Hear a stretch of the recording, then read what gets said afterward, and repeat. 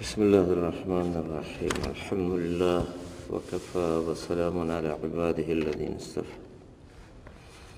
قصه اون مرد صوفی بود که زن خودش رو در حال بدکاری با یک مردی و خیانت تو خانه او رو دستگیر کرد، ولی زن از اون جایی که مکر و کید او خیلی بالا بود، هرچه نگاه کرد چپ و راست راه فراری، راه گریزی برای این فرد فاسق پیدا نکرد و نهایتاً چادری رو بر سر او انداخت و بهش گفت که صورت رو بپوشان گویا او زنی هست تا با این طریقه بتونه از این سختی و از این حالت بد در بیاد. چادر خود را بر او افکند، زود مرد را زن ساخت و در را برگشود. اون زن بدکار فوراً چادرش رو به روی مرد فاسق انداخت، او رو به صورت زنها در آورد و در خانه رو اون موقع بر روی صوفی که همون شوهرش باشه باز کرد. زیر چادر مرد رسوا و عیان، سخت پیدا چون شتر بر نردبان. البته اون مرد بلند قامت و هیکل زیر چادر مثل شتری بود که بر روی نردبانه، یعنی خیلی واضح بود، خیلی مشخص بود که این جثه، این هیکل به زن نمیخوره، فهمیده میشد. زیر چادر مرد رسوا و عیان، سخت پیدا چون شتر بر نردبان. گفت خاتونی است از اعیان شهر، مرورا از مال و اقبال است بهر. زن گفت بله، این یکی از خانم‌ها و خانم‌های محترمیه که از خانواده بسیار اصیلند و دارای مال و منال بسیار زیادی هم هستند. یعنی همین فاسق رو اینطوری معرفی کرد. در ببستم تا کسی بیگانه ای در نیاید زود نادانه ای. گفترم به این علت بسته بودم تا یه مردی یه دفعه وارد خانه نشه و اون عفت و حجاب ما از بین نره. گفت صوفی چیستش این خدمتی، تا برارم بی سپاس و منت.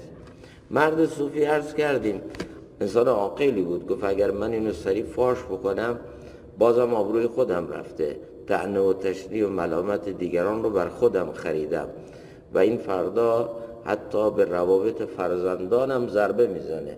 یعنی اگر قرار خواستگاری دخترم کسی بیاد بر اساس این مادر بدکاره به او 1000 انگ میزنن، مشت بسته بمانه بهتره. بنابراین با وجودی که کاملا میفهمید قضیه چیه، ولی بازم پرسید، گفت صوفی چیستش این خدمتی. این صوفی به همسرش گفت چه خدمتی از دست ما برمیاد تا اون رو بی منت بی چشم داشت در حق او ادا بکنیم. گفت میلش خویشی و پیوستگی است، نیک خاتونی است، حق داند که کیست. این زنه گفت که این زن میخواد با خانواده ما وصلت کنه، هیچ چیز دیگه نمیخواد، آمده خواستگاری دخترمون. هرچند خانم خوب و محترم، اما خدا میدونه که در باطن چطور آدمی هست. خواست دختر را ببیند زیر دست، اتفاقا دخترم در مکتب است. این خانم میخواست که بالاخره دختر ما رو هم همینطوری پوشیده پنهانی نگاه کنه، ببینه لحاظ حسن زیبایی در چه حدیه. اتفاقا دخترم در مکتب است. اتفاقا دخترم مکتب خانه است، اینجا نیست. این که خانه رو خالی کرده داره این رو توجیه میکنه. باز گفت ارعارد باشد یا سپوس، میکنم او را به جان و دل عروس. بازم این خانم انقدر آدم سمجیه که میگه اگر هر طور باشه، چه آرد باشه چه سبوس باشه، با جان و دل من این دختر رو قبول میکنم. یعنی اگر نبینم بازم برای فرزندم اینو از شما خواستگاری میکنم. یک پسر دارد که اندر شهر نیست، خوب و زیرک چابک و مکسب کنیست. این خانم یه پسری داره که در تمام شهر نمونه این پسرش نیست. هم آدم خوبیه، هم شخصی چالاک و دانا و اهل کار و کاسبیه. یک بچه در حقیقت ول و بی تربیت نیست و یک بچه رفیق باز نیست، خیلی بچه خوبی داره. گفت صوفی ما فقیر و زار و کم، قوم خاتون مالدار و محتشم. گفت میشه مگه؟ ما با هم توازنی نداریم. ما خانواده فقیری هستیم و قوم این خاتون و این زن مالدارن، محتشمن، از بلند مرتبگان شهرن. کی بود این کف ایشان در زواج، یک در از چوب و دری دیگر ز عاج.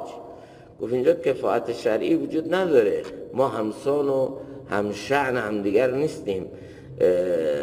این مثل اینه که یک دری درست کنی، یه لنگه این در از چوب بی قیمت باشه، یه لنگه دیگه این در از عاج فیل درست شده باشه، از عاج گرانبها. کف باید هر دو جفتن در نکاح، ورنه تنگ آید نماند ارتیاح. این هم کف بودن و کفاءت مسئله شرعی هست. تا جای این مسئله اعتبار داره که اگر حتی دختر بالغی بره و ازدواج بکنه و پدر ببینه این کفاءت شرعی با ما نداره، یعنی در سطح ما نیست و همتراز ما نیست، میتونه پدر حتی با وجود این که عقد صورت گرفته این عقد و نکاح رو فسخ بکنه.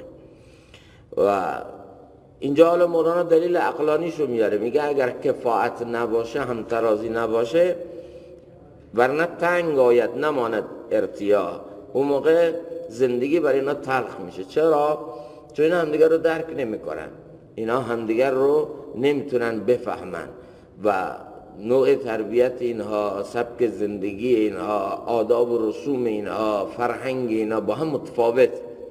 و وقتی اینا همه با هم دیگر متفاوت باشه، اینا نمیتونن درک متقابلی از هم دیگر داشته باشن و تفاهم تو این زندگی نیست. وقتی اینا نیست، زندگی تنگ میاد بر اونها و نماند ارتیاح. اون موقع آرامش و راحتی از زندگی اینها سلب میشه. مثلا یک نفر هست حتی لازم مذهبی اینا کفایت ندارن. خب مذهب اون چیزیه، مذهب این چیزیه و این دوتا در تضادن و این دوتا لازم اعتقادی صبح تا شب باید به سر کله هم دیگر بپرن. خب تو این خانواده فرزند چطور تربیت میشه و آینده این خانواده چه خواهد شد؟ به هر حال گفتن زن که او در بند جهاز نیست، مراد او ستر و صلاح است و جواب گفتن صوفی این را سرپوشیده. زن هنوز داشت همون حرفای الکی خودش رو همینطور میگفت و میگفت که این زن در بند جهاز نیست، این خیلی دنبال جهیزیه سنگین و پرطمطراق و عروسی های آنچنانی نیست، این فقط دنبال یک دختر عفیفه و پاکدامن صالحه. حالا انقدر آدم وقیح و انقدر آدم بیشرمیه که خودش داره همین کار رو میکنه و باز داره از عفت و پاکدامنی هم دفاع میکنه. ببین خیلی وقتا بعضی افراد خودشون به هیچ صلاح و بهبودی و خوبی نرسیدن ولی از خوبی ها دارن دفاع میکنن. به صرف 4 کلمه حرف فریب افراد رو نخوریم و زود فکر نکنین چون حرفای خوبی در فلان باب داره میزنه لزوما خودش اینا رو داره. آخر برادران یوسف هم آمدن، قسم هم خوردن، اشک تمساح هم ریختن و بالاخره مظلوم نمایی هم کردن، اما با وجود این چه ظلمی و چه جفایی در حق برادر خودشون کرده بودن. لذا فریب اینا رو نخوریم، خیلی زود با 4 تا حرف خام نشیم. 4 تا اشک تمساح ما رو فوری به یک سمت و سوی غلطی نبره که زندگی رو از دست بده. گفتن زن که او در بند جهاز نیست، مراد او ستر و صلاح است، مراد او پول و ثروت نیست، فقط دنبال یک عفیفه و پاکدامنه و جواب گفتن صوفی این را سرپوشیده. هرچی این زن از این بود داشت قضیه رو باز میکرد، از اون طرف سرپوشیده مرد داشت بهش یک چیزا رو میفهمون که تو خودت خرابی، من میدونم جریان چیه، داستان چیه. اینا رو داشت بالاخره سرپوشیده به زن میفهمون. گفتم من چنین عدلی و او گفت نه من نیستم اسباب جو. زن صوفی گفت من همین حرفا رو بهش زدم اما بازم این میگه که من دنبال مال و ثروت نیستم، برام مهم نیست که شما چقدر ثروتمندید، ما ز مال و زر ملول و تخمه ایم، ما به حرص و جمع نه چون عامه ایم. گفت که چون ما از مال و ثروت و زر و سیم واقعا سیر شدیم، به حدی رسیدیم اشباع شدیم و مثل بقیه جامعه و مردم به دست آوردن مال و منال بر اینا دیگه حرصی باقی نمونده، چون همه چیز ما داریم. قصد ما ستر است و پاکی و صلاح، در دو عالم خود بدان باشد فلاح. هم حرف پاکدامنی و عفت میزنه، هم حرف از آخرت میزنه، اما خودش چی هست و ذاتش چیه. قصد ما ستر است و پاکی و صلاح، در دو عالم خود بدان باشد فلاح. در هر دو دنیا، دنیا و آخرت، سبب نجات انسان همین هست. باز صوفی عذر درویشی بگفت، وان مکرر کرد تا نبود نهفت. دوباره اون مرد صوفی عمدن مسئله فقر و نداری رو باز پیش کرد و همون حرفه خودش رو تکرار کرد تا مسئله پوشیده نمونه، تا شاید زن رو متوجه قبح و بدکاری خودش بکنه. ای داشت میپیچوند، هی میپیچوند، هی باز میامد رو مسئله فقر تا به زنش بفهمونه که آقا من فهمیدم، خب از این بیشتر کش نده مسئله رو. باز دو مرتبه آمد سر همین مسئله که ما با هم دیگر هم کف نیستیم. گفت زن من هم مکرر کردم. حالا او داره تکراراشو برای میکنه که متوجه بشه. بازی میگه چی؟ منم این حرفا رو خیلی بهش تکرار کردم، خیلی بهش گفتم. گفت زن من هم مکرر گفتم، بی جهازی را مقرر کردم. گفتم که ما جهاز و لوازم خانه و رخت و عروس و اینا نداریم. اعتماد اوست راسختر ز کوه، که ز صد فقرش نمی آید شکوه. اما این خانم با یک اعتقادی محکمتر از کوه اینجا اومده که میگه از فقر و نداری هیچ ترس و گله‌ای ندارم. او همی گوید مرادم عفت است، از شما مقصود صدق و همت است. و من فقط از شما همون عفت و پاکدامنی دخترت رو میخوایم و از شما هم فقط صدق و همت رو میخوایم. انتظار داریم که راستی و همت عالی داشته باشیم. گفت صوفی خود جهاد و مال ما، دید و میبیند هویدا و خفا. گفت که صوفی دو مرتبه با یه نیش و کنایه‌ای گفت این دیگه همه زندگی ما رو دیده، این هیچی از زندگی ما فکر نکنم برای این مخفی باشه و همه چیز زندگی ما برای این آشکاره. داشت نیش و کنایه میزد تا بهش بفهمونه که آقا این چیزی که تو میگی دروغه، این از به قول من رو سیر و پونه زندگی ما از همه خبر داره. کجا شد؟ گفت صوفی خود جهاد و مال ما، دید و میبیند هویدا و خفا. هرچه تو زندگی ما مخفیانه و هرچه آشکاره از همه آقا خبر. این آقا نه، این خانومی که توی رو بزک کردی، چادر صادر سرش کردی، خبر داره. خانه تنگی مقام یکتنی، که در او پنهان نماند سوزنی. چون خانه ما خیلی تنگه، ما فقط جای یک نفر، یعنی خانه ما از یک نفر بیشتر گنجایش نداره، طوری که حتی جایی برای سوزن انداختن نیست. با ستر و پاکی و زهد و صلاح، او ز ما به داندن در انتصاح. علاوه بر همین حرفایی که گفته شد، تو مقام نصیحت پذیری پوشش و پاکی و پارسایی به نیکی رو از ما بهتر میشناسه، یعنی این همه اینا رو خوب میفهمه. به ز ما میداند او احوال سطر، و پس و پیشش و سر و دنبال سطر. او از ما بهتر خبر داره حقیقت و کیفیت عفت و پاکدامنی رو، و اینکه از ما بهتر میدونه ظاهر و باطن، سر و ته پاکدامنی چیه و کجاست. ظاهرا او بی جهاز و خادم است، و صلاح و ستر او خود عالم است. ظاهرا او بی جهاد و خادم است. حالا ببینید از اینجا باز شوهر داشت به نوعی مسئله رو میکشون به ذات الله تعالی که او از همه چیز خبر داره، ظاهر ما، باطن ما. داشت اینا رو به زن یک جوری آشکار میکرد، بهش میفهمون، تلنگری بهش بشه، اما او خودش رو به نفهمی میزد، خودش رو به تقافل میزد. شرح مصدوری ز بابا شرط نیست، چون برو پیدا چو روز روشنیست. شرایط پاکدامنی این نیست که پاکدامنی رو پدر بیاد تعریف کنه، چون برو پیدا چو روز روشنیست، چون هر پدری از دختر خودش تعریف تمجید میکنه. این حکایت را بدان گفتم که تا لاف کم بافی چو رسوا شد خطا. مولانا میگه من این داستان رو برای این گفتم که لاف و گزاف ها و ادعاها رو ول کنیم.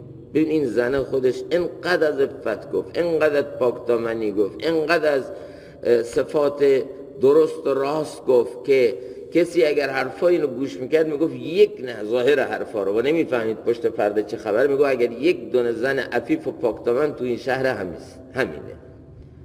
لذا از حضرت عمر رضی الله تعالی سوال کردن تقوا چیست؟ حضرت عمر گفت طوری خدا رو بندگی کنی که تمام اوامر او رو اطاعت و تمام نواهی او رو ترک کنی و خدا رو با صفتانه عبادت نکنی، با خدا راست باشی و صادقانه خدا رو عبادت بکنی. لاف و گزاف و ادعا در این درگاه الهی هیچ جایی نداره و با اینها کسی نمیتونه به جایی برسه. و این هم مولانا میگه این حکایت را بدان گفتم که تا لاف کم بافی چو رسوا شد خطا. بله خطا کردی، اشتباه کردی، اقرار کن و بر خطای خودت. ببینید یکی از آدم علیه السلام، یکی هست ابلیس علیه اللعنه. وقتی از آدم علیه السلام خطا شد، توجیه و تعویل و نمیدونم بهانه تراشی رو کنار گذاشت. خطا شده، ربنا ظلمنا انفسنا، الا ما بر نفسهای خودمون ظلم کردیم، و ان لم تغفر لنا و ترحمنا لنکونن من الخاسرین. دعا. خطا رو شده، خطای اجتهادی شده، از درخت ممنوعه خورده، از درختی که خدا او رو نهی کرده بوده خورده. حالا به جای اینکه بیاد و جانماز آب بکشه، ادعا کنه و بیاد به گردن قضا و قدر خدا بندازه، از همون اول میگه ربنا ظلمنا انفسنا، خدای ما بر نفسهای خودمون ظلم کردیم. این نوع برخورده با خطا پیش خدا خیلی اجر داره، چون میگه لعنین المذنبین احب الی من رجل المسبحین. الله تعالی تسبیح گریه ناله گناهکار رو بیشتر از تسبیح کننده ها دوست داره. الله تعالی گناهکار متواضع را از عابد متکبر بیشتر دوست داره. خطا شد رو به الله بیار، به جای تعویل، به جای توجیه، به جای لاف و گزاف، به جای فرافکنی، بیا راست باش با خدا. رو با صفتانه الله رو بندگی نکن و فکر نکن همونطوری که خلق او رو تو فلان مسئله فریب دادم خدا رو میتونم فریب بدم. خدا رو کسی نمیتونه فریب بده. شاید امهال الهی، شاید استدراج الهی چند سبایی به تو مهلت بده، اما بالاخره این دست رو میشه. این حکایت را بدان گفتم که تا لاف کم بافی چو رسوا شد خطا. تو داستان آدم علیه السلام یکی رفتار آدم بود، یکی رفتار ابلیس. تا ابلیس گناهی کرده، چه گناه بزرگی که اصلا رو حرف خدا حرف میزنه، برای خدا استدلالات عقلانی میاره، خودش رو برتر میدونه، با تکبر، با حسد آمده در درگاه الله تعالی میگه تو تجدید نظر کن، حکم تو خوب نبود، من خوبم.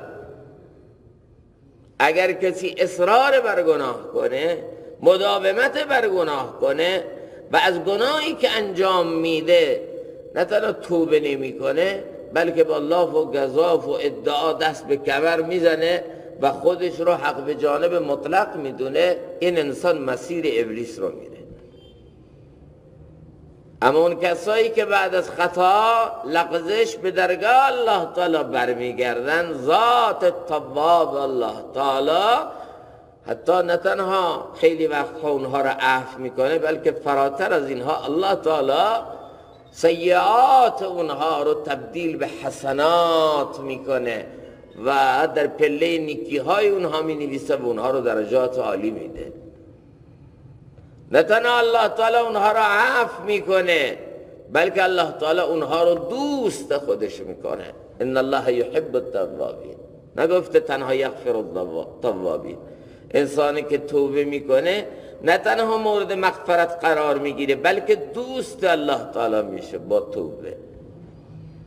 ولی یه چیزی که بسیار بده، بسیار خطرناکه، گناه رو انسان مجاهرانه بکنه، بر گناه فخر بکنه، بعد از گناه توجیه و تعبیل بیاره، بعد از گناه لاف و گزاف بیاره و حاضر نباشه به درگاه الله برگرده. این بدترین نوع گناهه که توش عفو نیست.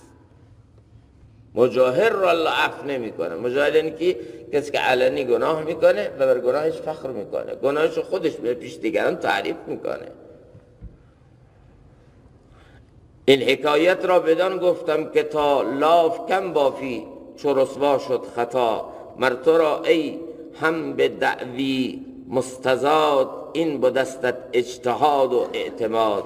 ای کسی که خیلی وقتا ادعا میکنی، سعی و اعتقاد تو همینه، تهش آخرش مثل همین زنه و به یه رسوایی گیر کرده و هی داره این رسوایی رو بیشتر و بیشتر میکنه. انسانی که توبه نمیکنه مثل یه فردیه که تو لجنزار افتاده، هی هرچه دست و پای الکی بیشتر بزنه هی فروتر میره، هی فروتر میره و خودشو نابود میکنه، به کس دیگه ضرر نمیرسونه. چون زن صوفی تو خائن بوده ای، دام مکرن در دغا بکشوده ای. بله تو هم خیلی وقتا مثل زن صوفی عمل میکنی، فساد کردی، بدی کردی، بغاوت کردی، سرکشی کردی، اما حاضر نیستی به گناهان خودت اعتراف کنی و به درگاه الله تعالی رجوع کنی. شیخ ما یک چیز ساده ای میفرمود برای که بتونیم از چنگال ابلیس خلاص بشیم. ایشون میفرمودن بعد از گناهان، بعد از نمازهای فرض 7 مرتبه بگید لا حول ولا قوة الا بالله. بعد که اینو گفتید بعد بگین یا الله تو من رو برای بندگی خودت خلق کرده بودی، من قرار بود از تو بشم تو از من بشی، اما الله من خودم رو با گناه ها رسوا کردم، گناهان سبب دوری من از تو شد یا الله، الا از تمام گناهان خودم توبه میکنم. حالا این گناهان رو یکی یکی به درگاه الله تعالی بشمارید. گناهی که در حقوق العباد بوده، با ظلم من اشکی چکیده شده، با ظلم من دلی شکسته، با ظلم من حقی پامال شده یا نسبت به ذات الله تعالی بوده، اونا رو بشماریم یکی یکی.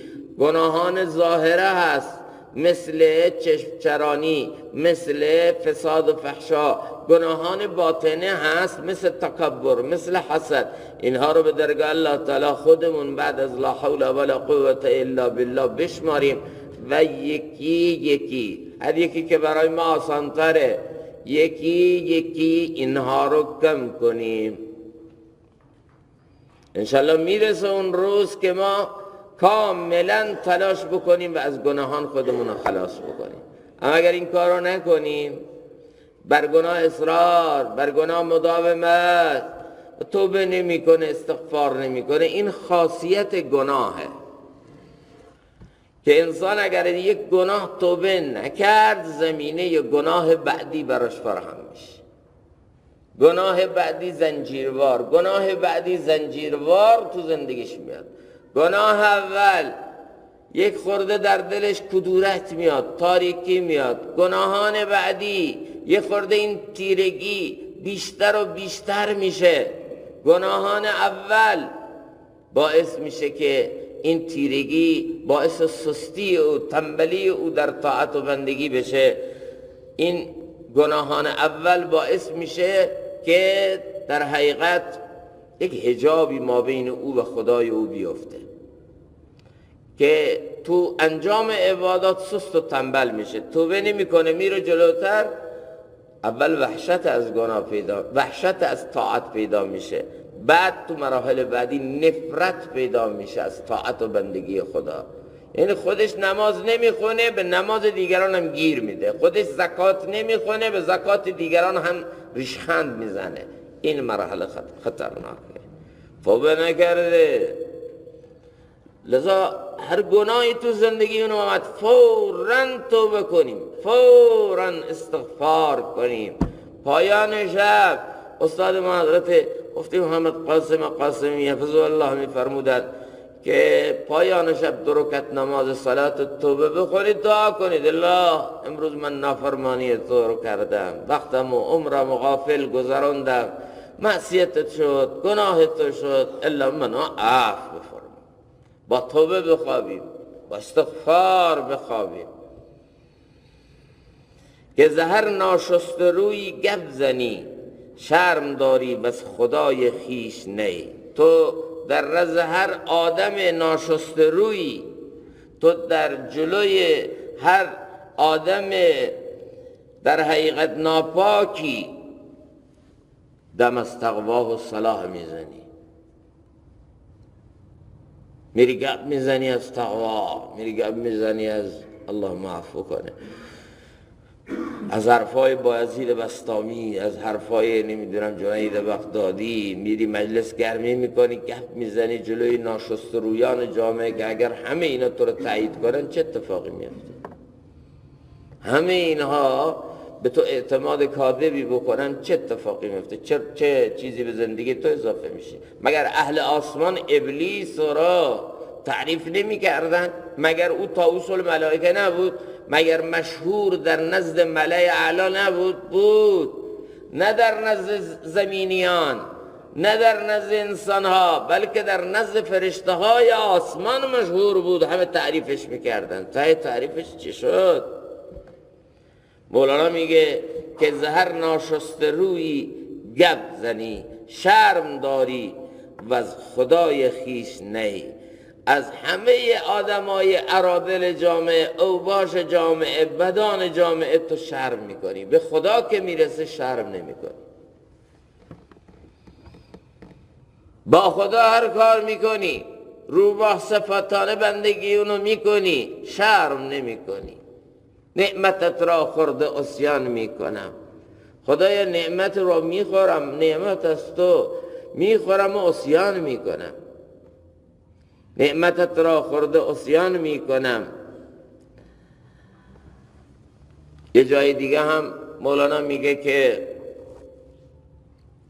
نعمتها از توه و من به غیر تو تنیدم. ببینید این بندگی ماست، ما از خدا شرم نمی کنیم. چطوره اگر من بدونم اینجا یک چشمی نظارگر گناه منه، من گناه نمی کنم،